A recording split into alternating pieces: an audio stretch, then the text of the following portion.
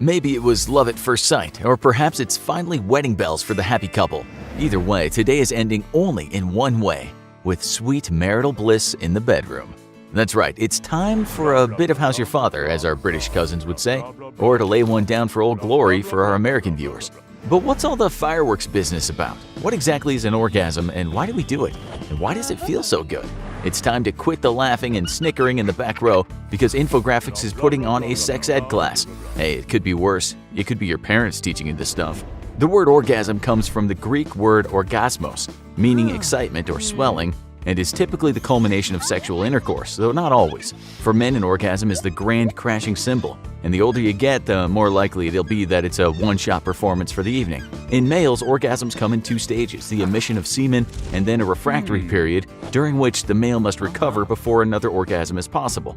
Unlike women, men are physiologically incapable of having a second orgasm until their recovery period is up, as their bodies need more time to recover from the physical exertion of the emission of semen. And the male body does indeed come under incredible exertion when it ejaculates, shooting semen at a whopping 10 miles an hour, fast enough to get you a speeding ticket in most hospital emergency room zones. That speed and the orgasm that builds the body up to generating it are crucial, though, for the ultimate purpose of making the beast with two backs, pregnancy. Sperm have a long, twisting road ahead of them if they want to fulfill their life's goal of fertilizing an egg, and the extra speed helps propel them along, a goodbye gift from their donor, you. Unlike many women, men are completely unable to halt their orgasm once they begin the process. Once you pull that ripcord, there's no going back in the plane, guys, so you better be sure you're clear for landing. The male orgasm begins seconds before ejaculation, with the testicles and penis contracting powerfully as the semen races from the storage to blast off, and about 3 seconds later, the inevitable happens. The greater pleasure a man feels during an orgasm, the greater the volume of ejaculate, helping ensure pregnancy by delivering more egg-fertilizing semen to the woman. Female orgasms are both similar and different from male orgasms. For starters, they're far more complicated affairs and require a greater amount of stimulation or concentration to achieve. Men might be the wild shooting pistoleros of the Wild West, firing off every which way, but women require greater focus and greater effort to achieve their orgasm. To even the score, though, women are capable of repeated orgasms with no interruption between. Unlike their male counterpart, which needs longer and longer periods of rest in between an orgasm the older they get. As long as a woman's stimulation doesn't dip below plateau levels, she can orgasm very quickly after the first, while her male partner might need a long breather. Now, women may be capable of more frequent orgasms, but achieving an orgasm is typically much harder for a woman than a man.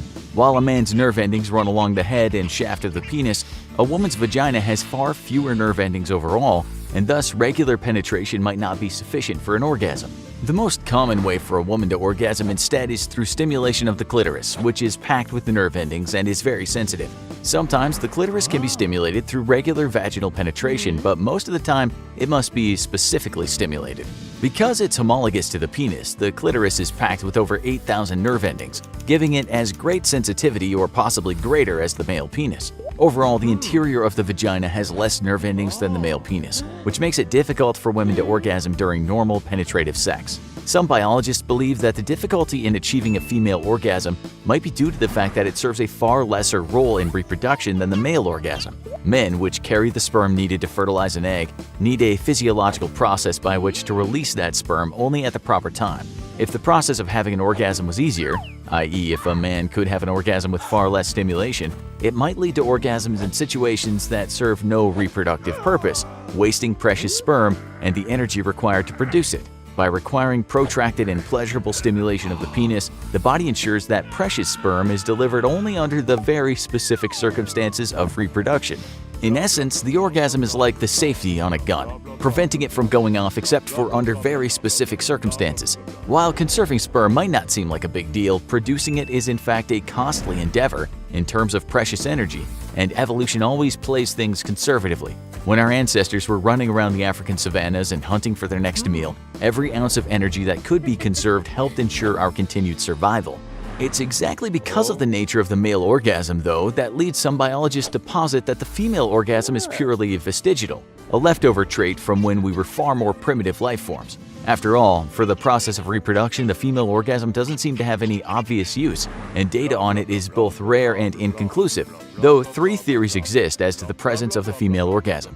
The first is known as the Pollack's theory. As it states, the female orgasm helps the woman to relax, which in turn encourages her to lie down.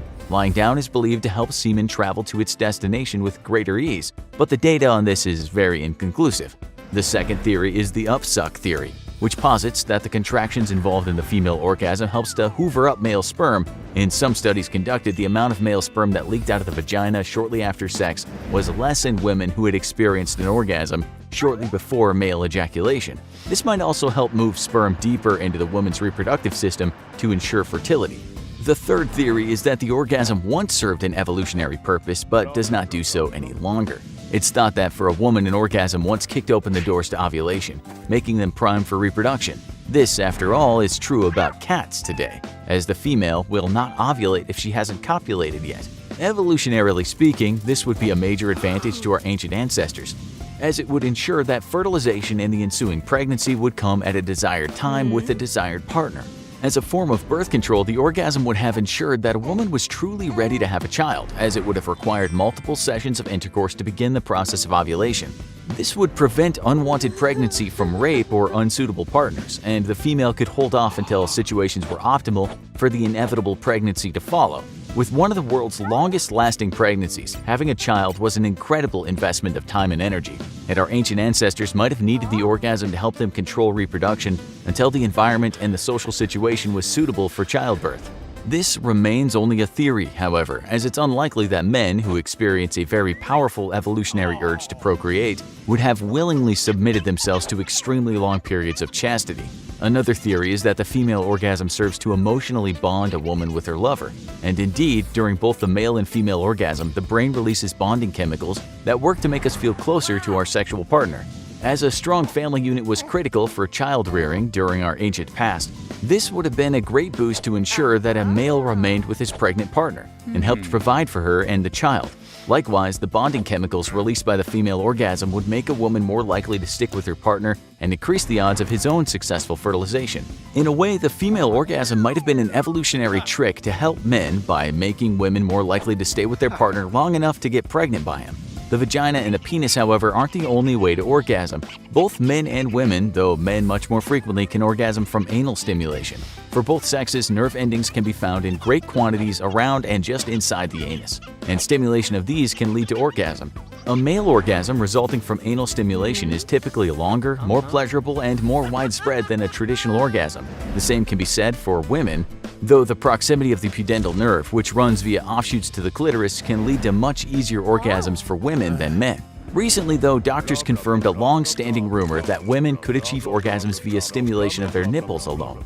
A study in 2011 using an MRI machine discovered that during stimulation of the nipples, some women were able to achieve an orgasm. The doctors discovered that the pleasurable sensations from nipple stimulation traveled to the same area of the brain that receives sensations from the vagina, clitoris, and cervix, and could thus create orgasms in small amounts of the female population. Evolution is all about one thing and one thing only: creating the next generation and successfully passing one's genes down. For this purpose, the orgasm is both a compelling tool for procreation and a physiological process to ensure successful fertilization. While most monkeys and apes are believed to orgasm, it's not known if other animals do, and it may be only us and our nearest ancestors that get to experience these happy little endings.